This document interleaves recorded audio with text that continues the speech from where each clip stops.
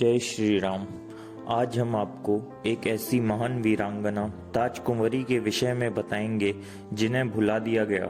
आप हमारी वीडियो को अंत तक देखिए, जिससे कि आपको अपने देश की वीरांगना पर गर्व करने का एक अवसर प्राप्त होगा।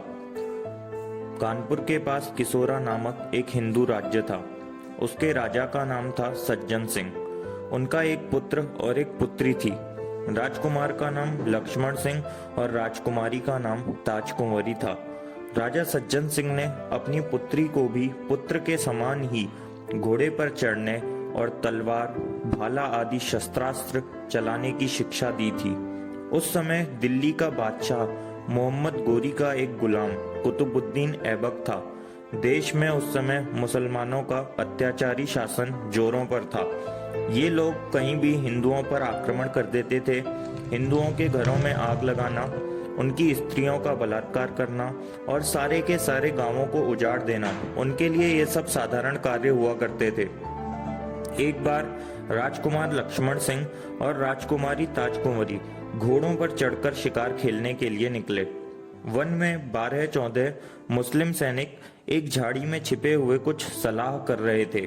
जब उन लोगों ने देखा कि एक लड़का और एक लड़की घोड़े पर बैठे हुए जा रहे हैं और उनके साथ सैनिक भी नहीं हैं, तो वे लोग लाठियां लेकर उन दोनों पर टूट पड़े। लक्ष्मण सिंह और ताजकुंवरी ने भी अपनी तलवारें खींच ली और वे दोनों उन मुस्लिम सैनिकों का बुरी वीरता के साथ सामना करने लगे। लक्ष्मण सिंह ने थोड़ी देर में ही 5 आक्रमणकारियों के सिर काट फेंके।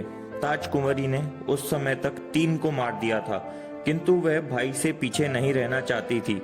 उसने बड़ी शीघ्रता के साथ तलवार चलाई और 2 और शत्रुओं को मार गिराया। 10 के मारे जाने पर जो आक्रमणकारी बचे वे भाग खड़े हुए। वे भागे हुए पठान दिल्ली पहुंचे।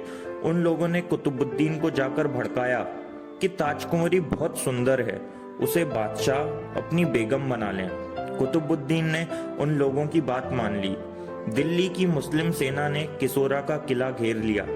उस छोटे से राज्य के थोड़े से राजपूत सैनिक किले से बाहर निकले और शत्रुओं पर टूट पड़े।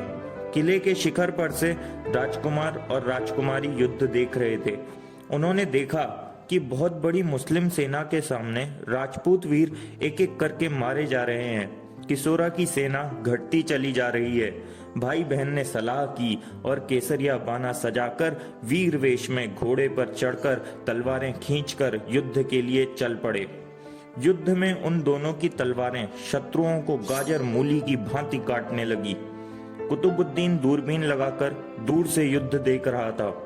उसने ताजकुंवरी को युद्ध करते हुए देखा तो अपने सिपाहियों से चिल्लाकर बोल पड़ा, जो कोई उस लड़की को जीवित पकड़कर मेरे पास ले आएगा उसे मुंह मांगा इनाम दिया जाएगा। उसकी घोषणा सुनकर अनगिनत मुस्लिम सैनिक इनाम के लोभ में राजपूतों पर टूट पड़े। राजा सज्जन सिंह और उनके साथी राजपूत सैनिक युद्ध में मारे गए। जब ताजकुंवरी ने देखा कि मुस्लिम सैनिक उसके पास आते जा रहे हैं और वह पूरी तरह से घिर चुकी है, तो उसने लक्ष्मण सिंह से कहा, भैया अपनी बहन को बचाओ। लक्ष्मण सिंह की आंखों में आंसू आ गए। उन्होंने कहा, बहन अब तुम्हें बचाने का क्या उपाय मेरे पास है। ताजकुंवरी ने भाई को ललकारा, राजपूत होकर रोते हो भैया? अरे मेरा शरीर तो कभी न कभी मरेगा ही, तुम मेरे धर्म को बचाओ। इन मुस्लिमों के अपवित्र हाथ तुम्हारी बहन को छूने न पाएं। लक्ष्मण सिंह की समझ में बात आ गई। उसने तलवार के एक झटके से ताजकुंवरी का सिर उसके शरीर से अलग कर दिया। इसके बाद वह शत्रुओं पर साक्षात यमराज के समान टूट पड़ा। कितने शत्रु के सैनिकों को मारकर वह गिरा, इसकी कुछ गिनती नहीं। कुतुबुद्दीन विजयी तो हुआ, परंतु विजय में उसे मिली लाशें और किसोरा का सूना किला। धन्य हैं ऐसी वीरांगनाएं और ऐसे वीर।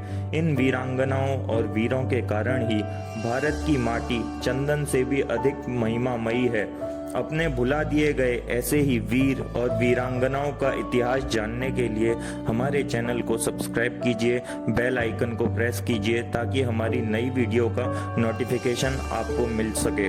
वीडियो को लाइक और शेयर कीजिए। जय श्री राम।